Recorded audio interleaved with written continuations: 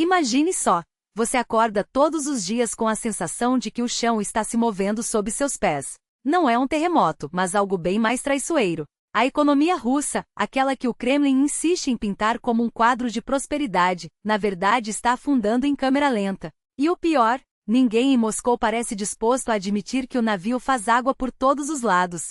Vamos aos fatos. Milhões de russos estão afogados em dívidas, com salários que não acompanham a inflação galopante. O que antes era básico, 1 quilo de batata, um filé de peixe, até mesmo o aluguel, hoje virou artigo de luxo. Lembra quando a batata custava uns trocados? Agora, o preço sobe mais rápido do que a capacidade das pessoas de pagar. E não adianta culpar o mercado. Enquanto os preços disparam, os salários ficam estagnados, como se alguém tivesse apertado o botão de pausa no bolso da população. Enquanto isso, o governo despeja bilhões em uma guerra sem fim, sugando os últimos recursos do país. O orçamento, que já foi robusto, agora parece um cofrinho furado. Os números não mentem. Em agosto, o rombo nas contas públicas chegou a impressionantes 4,2 trilhões de rublos, um buraco 150 vezes maior do que no ano passado. Para colocar em perspectiva, essa quantia daria para construir uma cidade inteira, com 840 mil apartamentos. Mas em vez de moradias dignas, o dinheiro foi para mísseis, tanques e uma guerra que só traz destruição. E o que diz o Kremlin? Eles têm um talento especial para embrulhar a realidade em palavras bonitas. Desaceleração suave, aterrissagem controlada, como se estivessem pilotando um avião em meio a uma tempestade, mas sem instrumentos.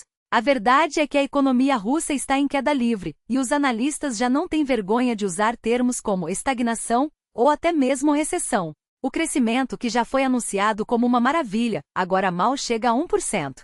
E mesmo esse mísero percentual é questionável, porque no fundo, a economia está patinando entre o zero e o negativo. Os russos sentem na pele. 1 em cada 5 devedores não consegue pagar suas contas. Outros 17% comprometem mais da metade da renda só para quitar dívidas. As famílias estão cortando até o básico: menos manteiga, menos carne, menos esperança. E enquanto o povo aperta o cinto, o governo continua a despejar dinheiro em uma máquina de guerra que só traz mais miséria.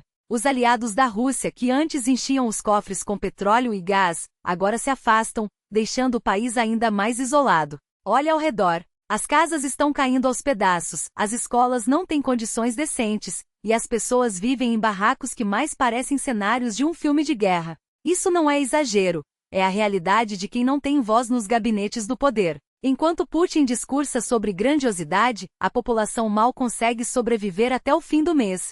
Os sonhos de prosperidade viraram pó, e o que resta é uma pergunta incômoda: até quando o povo vai aguentar viver assim? A resposta, infelizmente, não está nos discursos otimistas do Kremlin. Está nos números, nas filas do desemprego, nas prateleiras vazias dos supermercados e nos olhos de quem percebe que o futuro prometido nunca vai chegar. A Rússia não está em uma aterrissagem suave. Está em queda livre, e a única coisa que segura o país agora é a ilusão de que alguém, em algum lugar, ainda acredita nas mentiras que contam.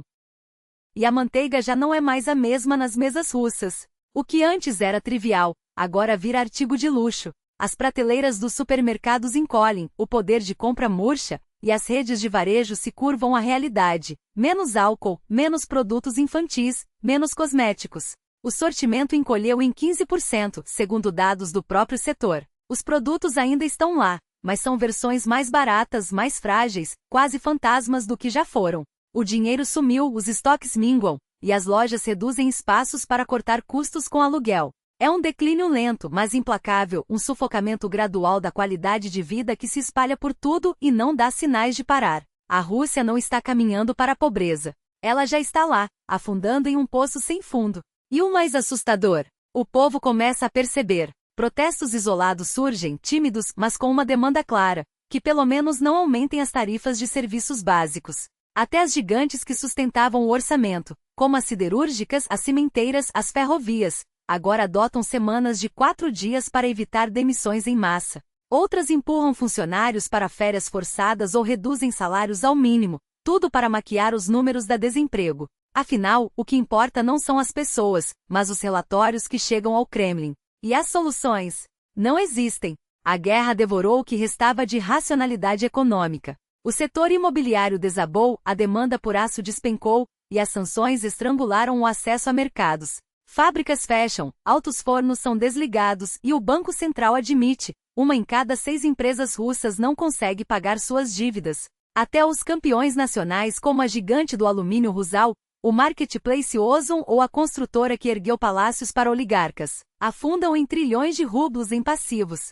O transporte ferroviário de cargas, termômetro da economia real, caiu 7% em 2 trimestres. E o pior está por vir, mesmo o setor militar, o único que ainda cresce, começará a encolher em breve. Não há milagres quando se queima dinheiro em tanques e mísseis que viram fumaça no fronte. Para tapar o buraco, o Kremlin recorre ao que sempre recorre, aos bolsos do povo. Em 2025, o Imposto sobre Valor Agregado, IVA, subirá de 20% para 22%, colocando a Rússia entre os países com as alíquotas mais altas do mundo. É um imposto disfarçado sobre o pão, sobre a luz, sobre o remédio, um golpe direto no que resta de poder de compra. E para quê? Para financiar uma guerra que já custou centenas de bilhões, uma máquina de destruição que consome quase metade do orçamento federal. Enquanto escolas fecham, hospitais definham e aposentadorias murcham, o Kremlin despeja rios de dinheiro em mísseis e drones. Cada dia de guerra custa quase $1 bilhão, um valor que poderia construir dezenas de hospitais ou alimentar milhões de famílias. Mas a propaganda insiste, é um sacrifício necessário. Como se sacrificar fosse sinônimo de ser roubado. Como se a população devesse se orgulhar de ver seu futuro ser queimado em nome de uma causa que não é sua. Enquanto isso, o colapso se aproxima. O déficit de combustível é apenas a ponta do iceberg. Postos fechados, filas intermináveis, preços que disparam 30% em meses. E a solução do governo? Importar gasolina sim, comprar de fora o que não consegue produzir, jogando mais bilhões pelo ralo. É a lógica do desespero. Quando não há saída, inventa-se uma ainda pior. A Rússia está encurralada. Não há decisões boas, apenas menos ruins. E mesmo essas são raras. O regime se agarra a medidas desesperadas, confiscar lucros de bancos, aumentar impostos sobre transações financeiras, saquear o que resta de reservas. É o que chamam de política econômica, um assalto institucionalizado, onde o Estado não governa, apenas extorque. Enquanto isso, a inflação corrói salários, o desemprego disfarçado se alastra, e a única certeza é que o pior ainda está por vir, porque uma economia que se sustenta na guerra não tem futuro. Tem apenas um fim, a ruína. Eis a realidade nua e crua. O sistema bancário russo é um castelo de cartas prestes a desabar. De um lado, bancos à beira da insolvência, resgatados com dinheiro público, uma cirurgia de emergência que só adia a morte. Do outro, uma enxurrada de problemas que nenhuma injeção de capital consegue resolver. No ano passado, 5 instituições financeiras foram liquidadas. Este ano, outras receberam ajuda do Estado, como se fosse possível salvar um afogado jogando-lhe uma âncora. Mas o jogo é claro, o Kremlin não salva bancos, salva a ilusão de estabilidade. Enquanto isso, as corporações são esfoladas vivas. Auditorias fiscais se tornaram armas de extorsão, com multas arbitrárias e cobranças inventadas. O Estado não regula, assalta. E o pior, ninguém investe em um país onde o próprio governo é o maior predador. As consequências são previsíveis e aterradoras. Investimentos são o termômetro da economia. Se as empresas não aplicam em produção hoje, amanhã não haverá crescimento, empregos ou futuro. E os números não mentem. O Centro de Análise Macroeconômica e Previsão de Curto Prazo, uma das poucas fontes confiáveis que restam, confirmou o óbvio. O setor produtivo está em queda livre. 2/3 dos empresários admitem que o ambiente é hostil demais para arriscar um rublo sequer. E quem poderia salvar a situação? A China? Uma piada de mau gosto. O Kremlin tentou vender como sucesso histórico o acordo para um novo gasoduto, mas a verdade veio à tona. Não há cronograma, não há financiamento, não há compromisso real. Os chineses estão ocupados demais construindo seu próprio império energético, um megaprojeto de $67 bilhões para substituir combustíveis fósseis. Por que comprariam gás russo se podem produzir sua própria eletricidade? E o aço? A metalurgia russa? Ninguém precisa. A China tem capacidade de sobra, a Índia também. A Coreia do Norte? Nem em sonhos. O resultado é uma Rússia isolada, encurralada pela própria incompetência. Prepare-se para o inevitável. Cortes de energia, racionamento de combustível, apagões em cidades inteiras. Não serão mísseis ucranianos a derrubar a infraestrutura, será pura e simples negligência. Tubulações enferrujadas, redes elétricas obsoletas, tudo prestes a ruir. E quando o inverno chegar, as casas ficarão geladas, a água faltará, e o que hoje parece um desconforto se transformará em crise humanitária.